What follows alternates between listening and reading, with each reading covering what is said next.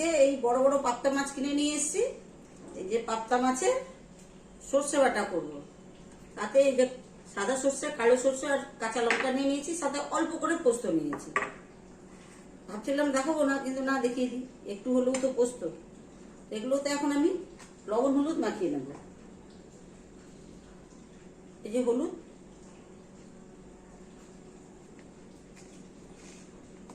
আর লবণ, এগুলোকে সুন্দর করে মাখিয়ে নিতে হবে, যেন প্রত্যেকটা মাছের মধ্যে লবণ আর হলুদটা লেগে যায়, তাহলে ভালো হবে। খুব সাপটে সাপটে লাগিয়ে নিতে হবে, দেখতেও ভালো লাগবে এবং ভাজতেও ভালো হবে। আর খুব বেশি আবার হলুদ দিয়ে দিলে পরে কালচে কালচে হয়ে যাবে, পরে ভালো লাগবে না। সামান্য ভাজবো, খুব কড়া করে ভাজবো না। কড়া করে ভাজলে মাছের টেস্ট নষ্ট হয়ে যাবে। এই মাছ তো কাঁচাই খেতে ভালো, কিন্তু অনেকে খায় অনেকে খায় না। তো ছেলে বললো যে আজকে ভাজাই করে তারপরে করো। আমরা তো কাঁচা খাই, আমার ছেলেও খায়, কিন্তু বললো আজকে কাঁচা না করে আজকে ভেজেই করো হালকা। যাই হোক, কড়াইটা আমার গরম হয়ে গেছে।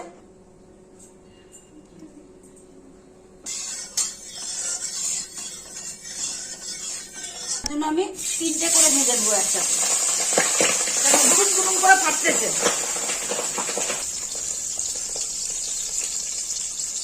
আমি এই সর্ষে, কাঁচা লঙ্কা, লাল সর্ষে আর পোস্ত সব এগুলো মিক্সিতে পিষে নেব। আর পোস্তটা পিষে নেবো পাটার মধ্যে নেব।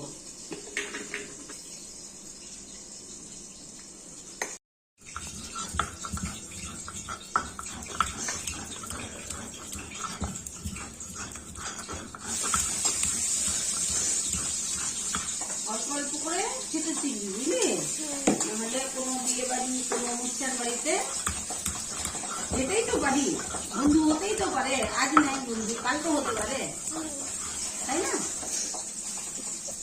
নাহলে বলবে যে বোকা, খেতে জানে না। ঠিক না?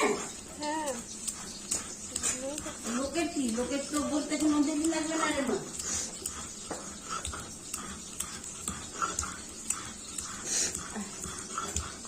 গরমের মধ্যে সর্দি লেগে গেছে, এই গরমের মধ্যে সর্দি যাবে।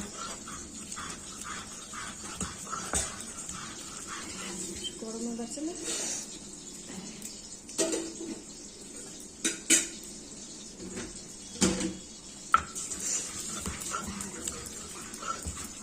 পোস্তটা বাটা হয়ে গেছে, পোস্তটা এখন তুলে নেব।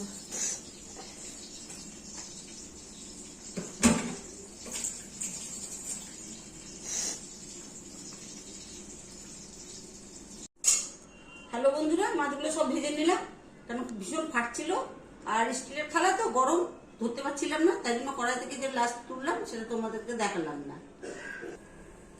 হ্যালো বন্ধুরা, একটা শুকনো লঙ্কা ছেড়ে দিলাম তেলের মধ্যে, ভাজা হয়ে যাক তেলের মধ্যে, তাহলে সেন্ট হবে। ছেড়ে দিলাম কয়েকটা তেজপাতা, কালো জিরে,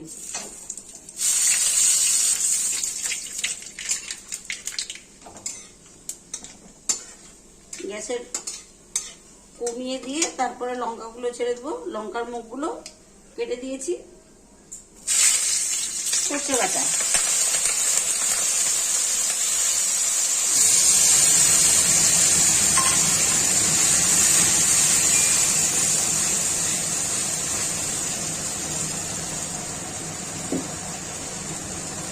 তার মতো হলুদ, 1 চামচ লবণ, লাগলে আবার পরে দেওয়া যাবে।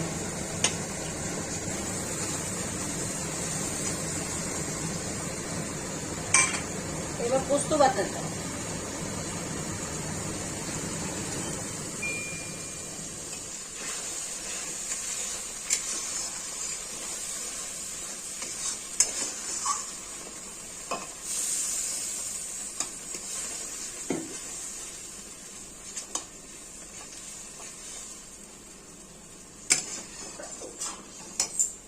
জল।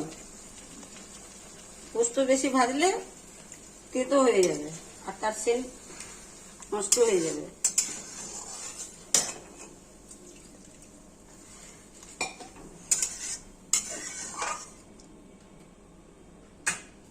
আরেকটু ঢেকে দিচ্ছি যেন লঙ্কাগুলো সেদ্ধ হয়ে যায়।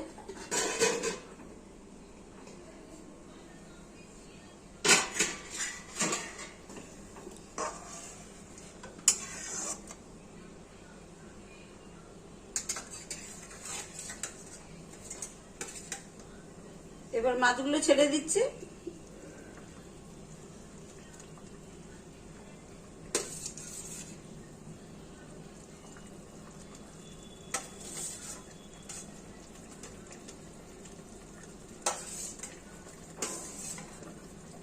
এই 8টা মাছই হাফ কিলো।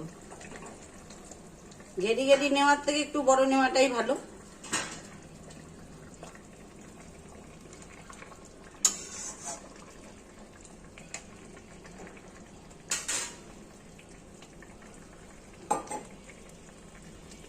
উপর থেকে তেল দিয়ে দিচ্ছি।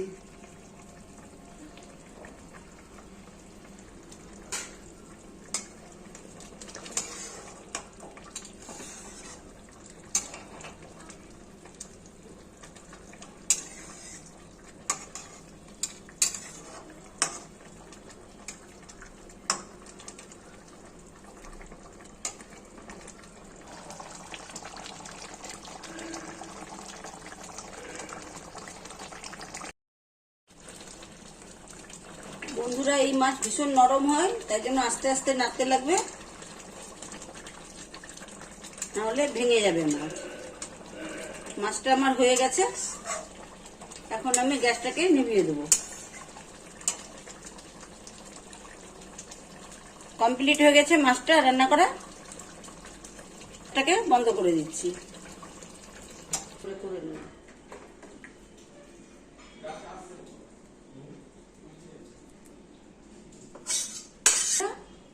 এই যে পোস্ত আর সর্ষে বাটা দিয়ে মাছটা যে রান্না করা হয়েছে, প্রথম থেকে শেষ পর্যন্ত আপনাদেরকে দেখিয়েছি কিভাবে রান্না করলাম। পোস্ত দিয়েছি, কালো জিরা দিয়ে রান্না করলাম, যে আর কাঁচা লঙ্কা 10-12টা ছেড়ে দিয়েছিলাম। আর এখন বেশ জমে গেছে। তখন তো আমি ভাবলাম যে কি জানি বেশি বোধহয় ঝোল হয়ে যাবে, তো খেতে অতটা টেস্ট হতো না। তাহলে তখন দেখছি যে না, ঝোলটা কমে গেছে, ঠান্ডা হয়ে গেল, কমে গেল।